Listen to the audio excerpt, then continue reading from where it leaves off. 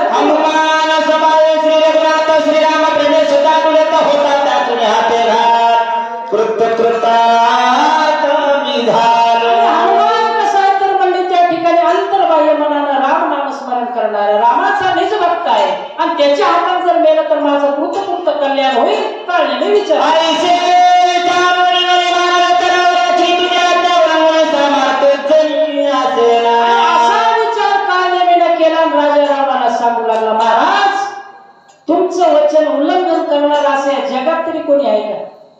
तुम्ही म्हणावं ना आम्ही ऐकावं. महाराज तुम्ही जसं म्हणता तसं मी ऐकायला तयार आहे. काळजीने म्हणा ऐसा कोण आहे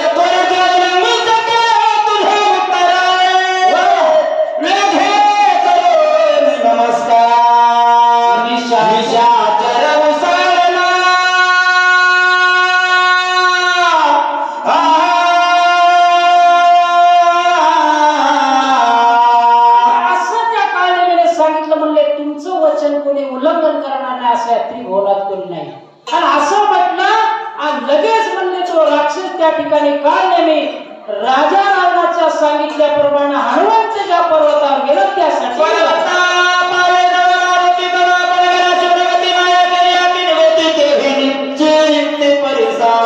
त्या पर्वतावर म्हणले हनुमंत गेलेले. हनुमंत अगोदरच निघाले.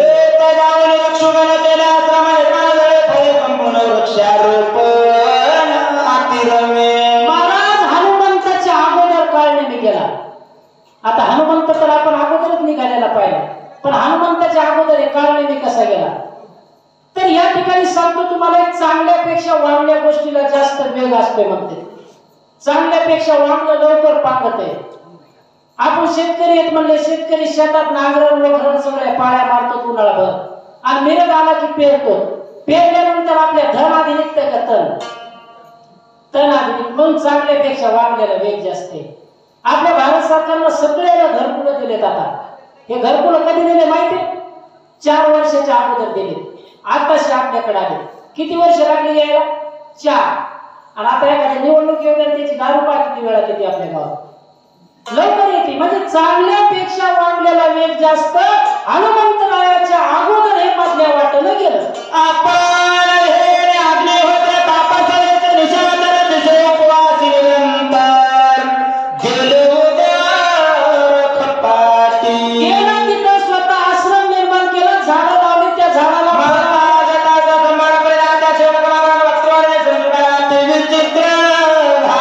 या ठिकाणी म्हणले ऋषीचा वेश घेतला. अंगावर सगळ्या केस त्या ठिकाणी वाढवले. जटा वाढवले असा बसला.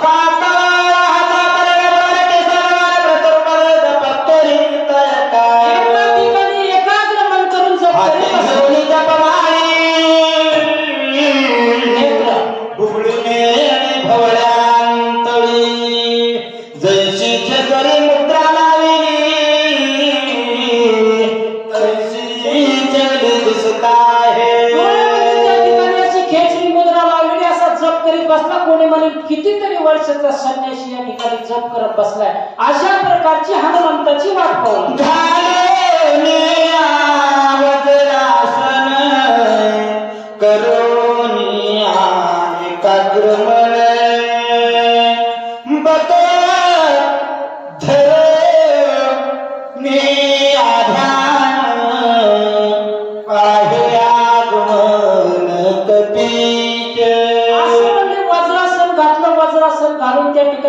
जप करीत बसावा असा बसला आणि हनुमंताची वाट पाहिला. आता हनुमंताची वाट कशी पाहिला तर एका बगळ्यासारखी पाहिला. बगळा कशी वाट पाहतो?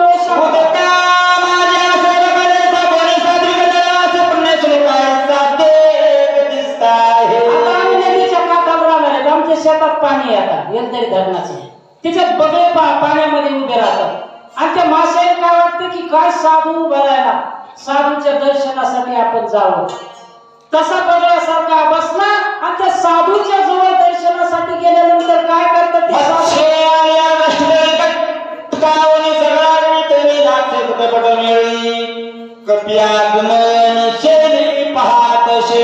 जसं म्हणले बगळ्याच्या दर्शनासाठी मासोळी त्याच्या पायाजवळ जातील जसा गटकन गिळतो असा काळाने हनुमंताची वाट पाहू लागला. दक्षिण दिशेच्या भागीत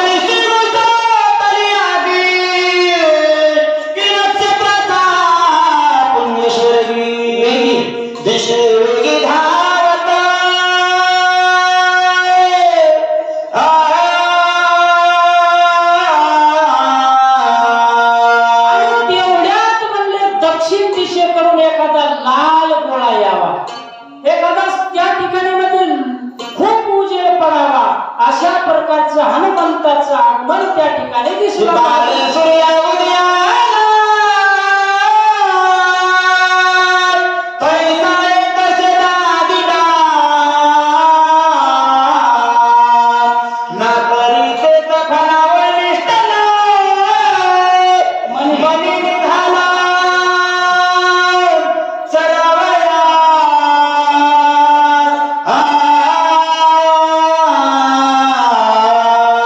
जसा म्हणले सकाळ झाल्यानंतर सूर्य वर यावा, सूर्याचं उगवावं, तसा त्या ठिकाणी हनुमंत दिसू लागला.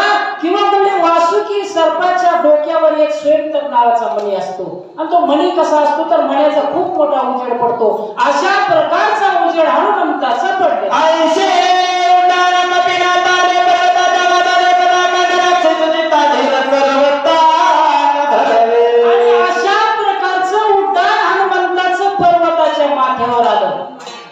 उड्डाण आलं पर्वताच्या माथ्यावर, पण खाली बसलेल्या साधूची काय अवस्था होती? डोळा पडले झापडे हातावर रेमणी पडले मनाची भूपंडी नामे भोंडी त्याची आली. वर म्हणले उड्डाण आलं, पण खाली बसलेल्या साधूला चक्र येऊ लागला. खुर्ची माणसावर होई पाणी तरणे अमृत दे म्हणे म्हणून हरे काय आठव नाही कार्याची. आणि मग तू त्या ठिकाणी सावध झाला. म्हणजे आपण कुठं आलो, कशाला आलो, काय करायला आलो, आपण काय वेड लागलं का काय, असं सावध झाला. सकळ जन्माचे निगतारा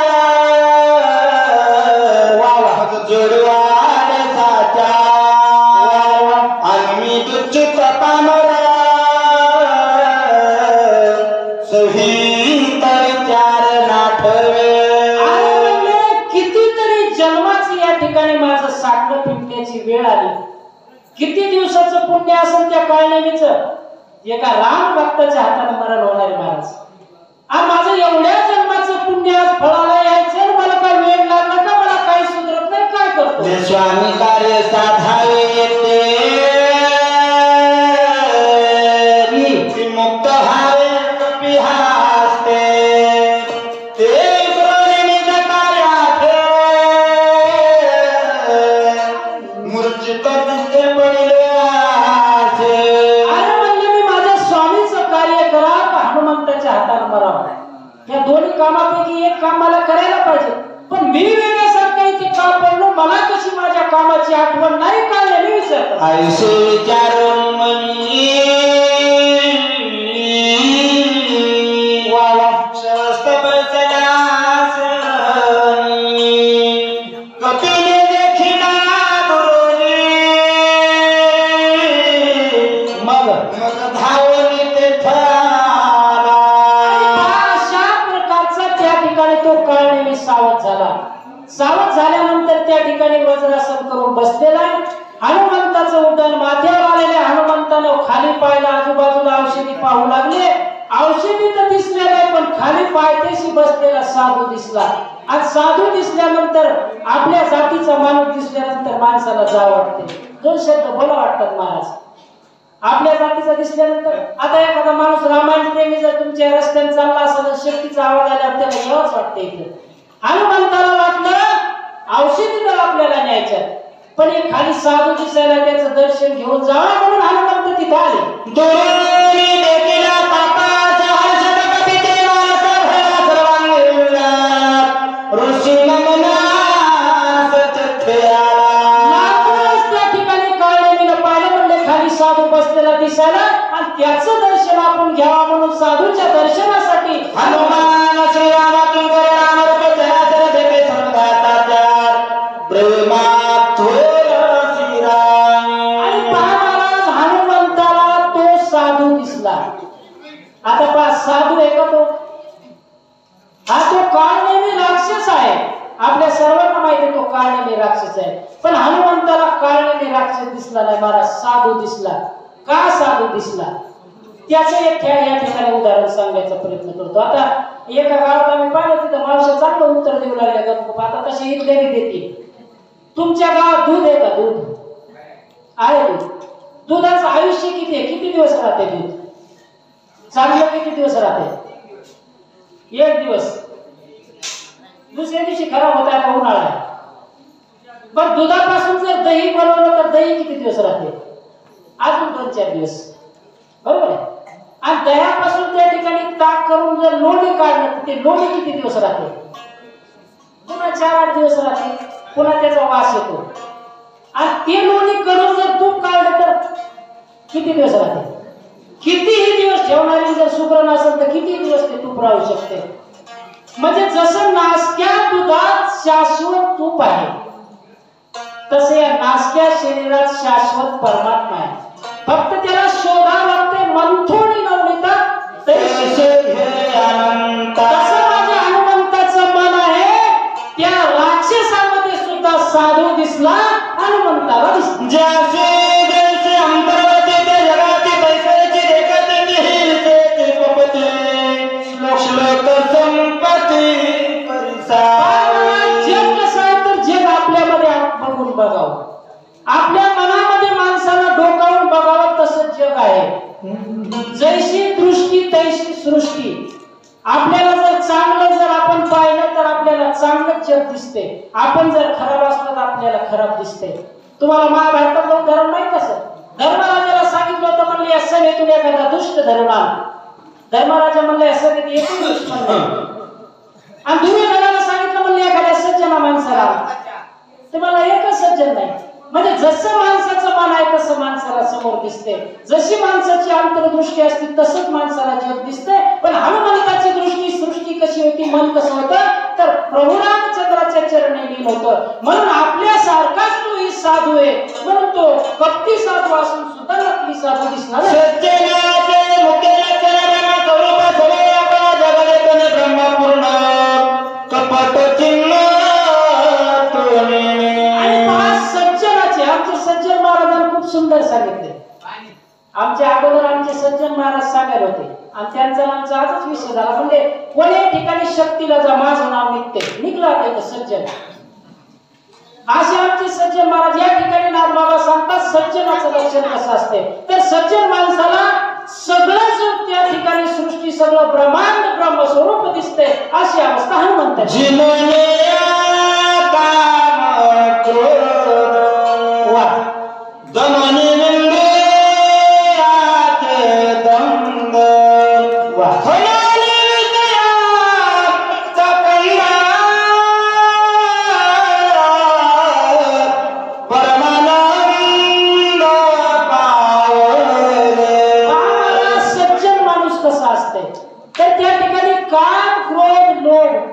हे जे म्हणले दुष्ट वैरी आहे, माणसाला नरकाला घेऊन जाणारे 3 दरवाजे आहेत महाराज. आणि 3 दरवाजाचा म्हणजे मुळापासून बंद खंडून टाकला तर ते माणूस या इंद्रियावर जे माणूस विजय मिळवतो तोच माणूस त्या ठिकाणी सज्जन असतो. माझ्या हनुमंताने तसंच केलेलं आहे. हे जे 3 वैरी आहेत हे 3 कुत्रे म्हणून मी याला. हे 3 काम आणि लोभ आणि काम क्रोध आणि लोभ हे 3 कुत्रे. काम नावाचा जर कुत्रा चावला तर माणूस व्याभिचारी होतो. लोभ नावाचा कुत्रा चावला तर माणूस भ्रष्टाचारी होतो. आणि क्रोध नावाचा जर कुत्रा चावला तर अतिरेकी होतो. म्हणून या 3 कुत्र्यापासून सावध राहायला पाहिजे. हनुमंतामध्ये माझ्या 3 लक्षणं नाहीत म्हणून तो नकली साधू असली साधू दिसला. त्या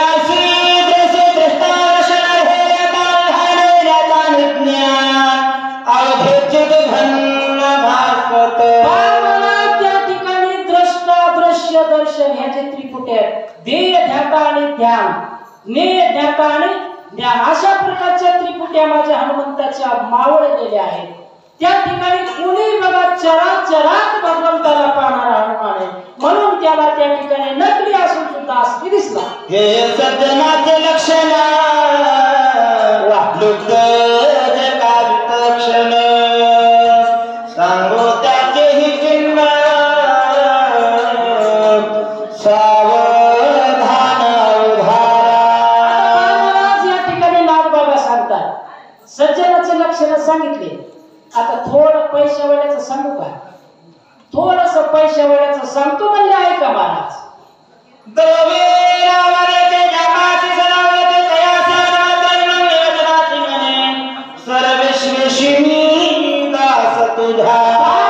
पैशावाल्याचं या ठिकाणी नाथबाबा सांगू लागले. पैशावाले लोक कसे असतात?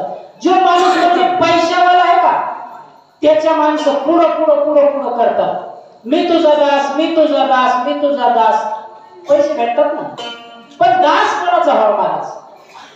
तुकाराम महाराज सांगितलं पांडुरंगाला मागणं मागू लागले, हे पांडुरंगा मला तुझा दास कर.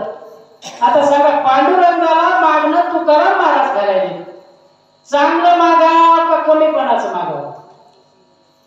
तुकाराम महाराज म्हणायला पाहिजे तर पांडुरंगाला, पांडुरंगा मला स्वामी कर, पण नाही, पांडुरंगाला म्हणले मला दास कर. आता दास कर का म्हणले त्याचं या ठिकाणी उदाहरण सांगतो. दुर्वासा मुनी त्या ठिकाणी द्रौपदीला छळायला निघाले आणि द्रौपदीला छळायला निघाल्यानंतर द्रौपदीनं कृष्णाला हाक मारली. भगवंत जेवत असला तरी या ठिकाणी आला पाहिजे. भगवान कृष्ण त्या ठिकाणी जेवण करू लागले, हात घेतला नाही, नेमका हात तोंडात घास घालायचा तेवढ्या द्रौपदीचे हात कानावर आले. तसाच घास खाली ठेवला आणि पळतच द्रौपदीकडे गेले. आता तुम्ही सांगा, पळणारा मालक का हाक मारणारा मालक? द्रौपदीने हाक मारली, कृष्ण पळत आले. आता पळणारा मालक का हाक मारणारा? मग असा दास मला कर, पण या पैशावाल्याचा दास व्हायचं नाही ना बाबासाहेब. मने भगवंताची गुण सत्ता तरी सगळ्यात भोगातात, सांडून धरले तापासता अभाग्ये तारवडी पा. पैशावाले माणसं काय म्हणाले? पैशावाले माणसं तर शांत झोपत आहेत गावात. काय येणं लोक म्हणले रात्रभर शक्ती ऐकायला, काय काम धंदे आहेत का नाही?